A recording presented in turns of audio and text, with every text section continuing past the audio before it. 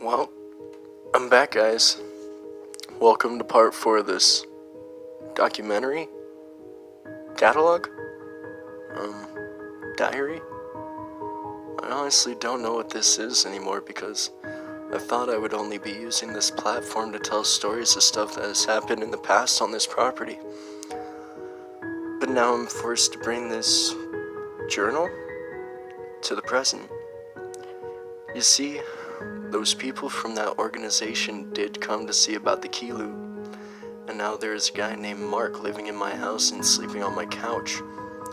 Well, not really sleeping, more of unconscious, but we will get to that part later. After a few days of this organization that wouldn't tell me their name not showing up, I figured it was just a troll who managed to figure out my email account and hack into my personal info. But alas, on the third day, he rose. Nah, not really. But 4 guys did end up knocking on my front door. They were all dressed pretty normally except for the matching gray combat boots that told me that these were men of action. Which also means that they're gonna try their hardest to push me around and play badass. My suspicions were confirmed when the guy in the lead identified himself as Mark and immediately asked me where I claimed to have actually killed the key loot. What a prick. Look, I still don't know what the fuck a key loot is, and I don't claim to have killed one. The lady in the tree said I killed one. I only assume she's talking about the hairless coyote I killed down near the creek. At the mention of the lady in the tree, they all looked at each other with an expression of, this dude is a waste of time. The feeling was mutual. I was getting a little impatient by now, so I chimed in with if you guys are done being superior to me, I can take you to where I killed the coyote. The one behind Mark, whose name I don't remember, said, sure, let's get this over with. 30 minutes later, we are standing in front of where I killed the thing that I know now wasn't a coyote. Look, I know I may have not clarified it yet, but I killed this thing well over a year ago. Shit, maybe 2 years. And the only reason that the organization knew that I had killed it was because of the post I made earlier this week. A lot of decomposing and feeding can happen to a body in the woods over that long of a time. On top of that, I hadn't been to this part of the property in a very long time because there aren't any trails or interesting locations over here. But I was taken aback when I saw what had happened to this body over the course of 2 years it had been out here. Absolutely nothing. The body looked like I had shot it yesterday. Only evidence that it was older was the fact that the blood had all seeped out of the head wound and long since dried up.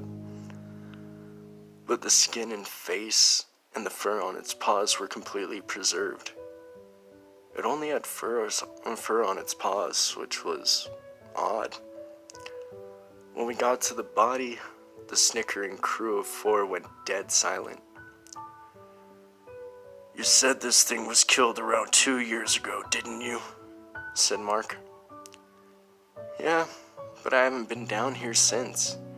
Why is the thing still preserved like that? What the hell is happening? I questioned. One of the guys who hadn't said a word up until this point chimed in. Key loots are so unnatural and dark that nothing that occurs in nature will have anything to do with an authentic one. This includes bacteria, fungi, and scavenger animals. Then he muttered something about a level 107 beast.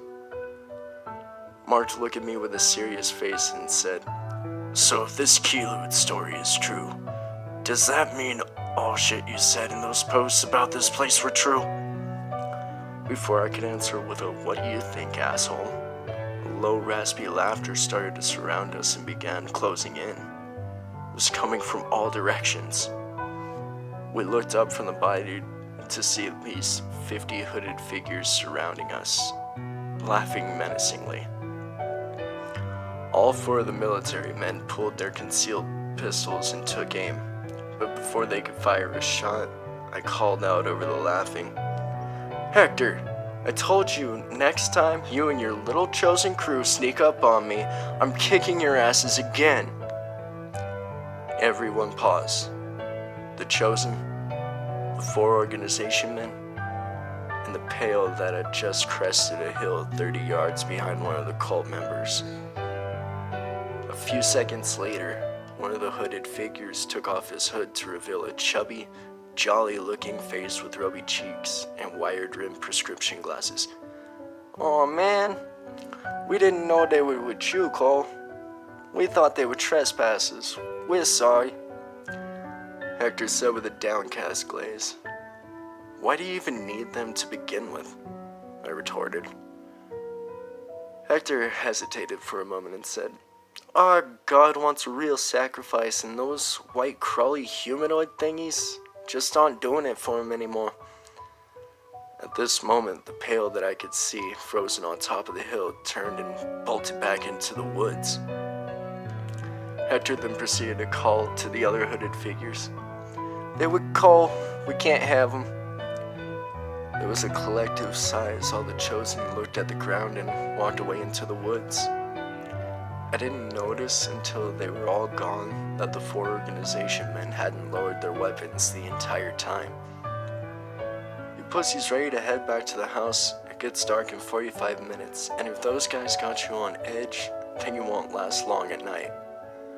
Mark shot me a look that explained in detail how much he hated me, without the need for words, while his 3 partners put on thick rubber gloves and put the keyloo into a sort of body bag. As we were walking back towards my house, with the 3 stooges carrying the corpse of the dog demon, Mark starts questioning me. "What was that group back there?" "Some cult, I guess. They told me they worship Cunt Hulu or something." He seems kind of taken aback for a second and then asked, "Why did they seem wary of you, but not flinch when we had guns trained on them?" "Simple. They don't fear death, but they do crack when exposed to severe pain for long enough." Again, Mark seemed surprised by my answer.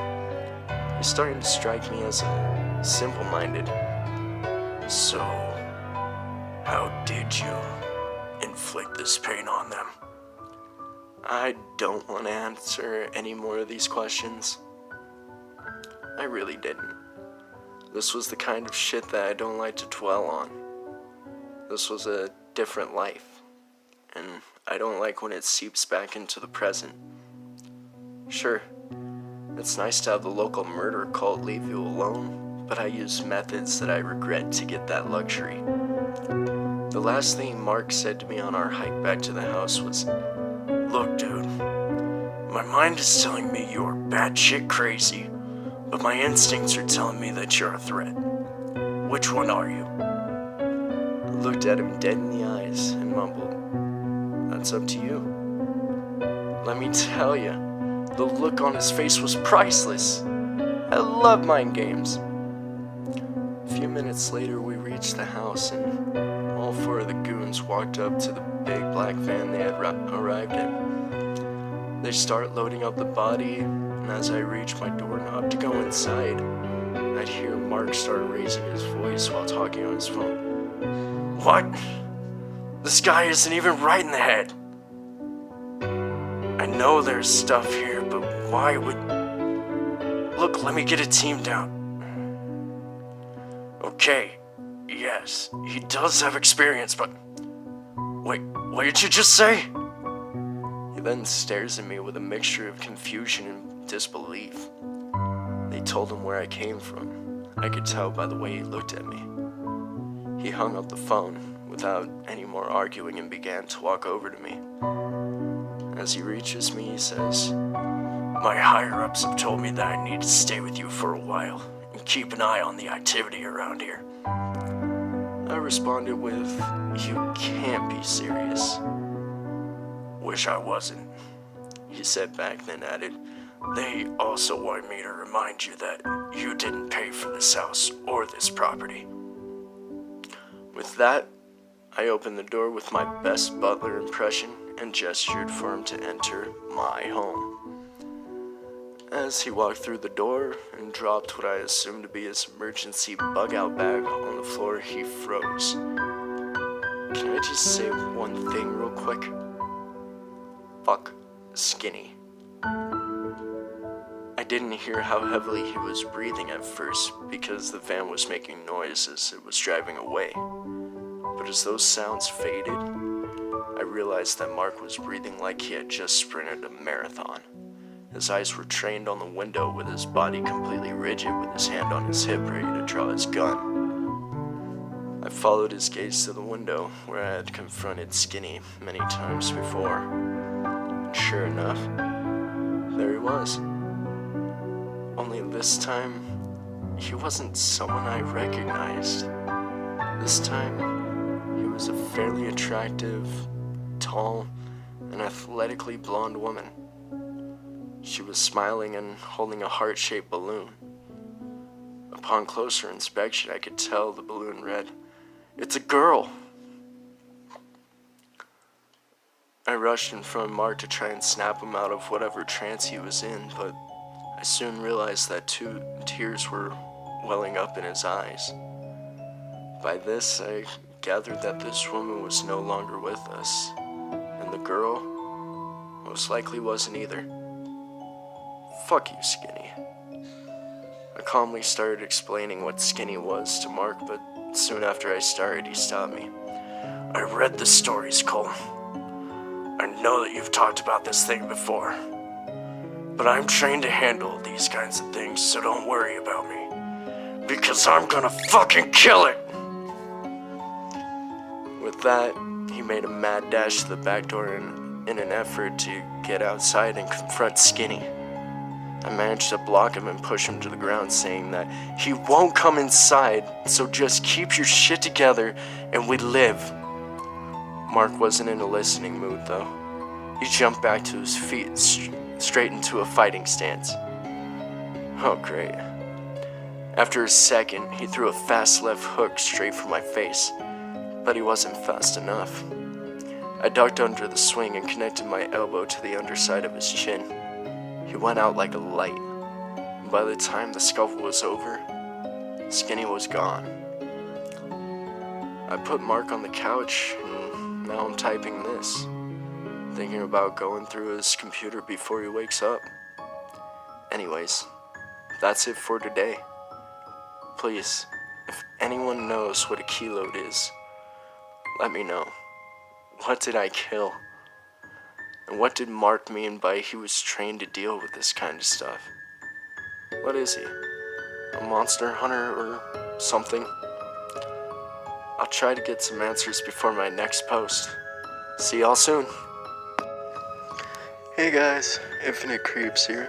Hope you enjoyed the video. Please like, subscribe, and share. And thank you for the support, everyone.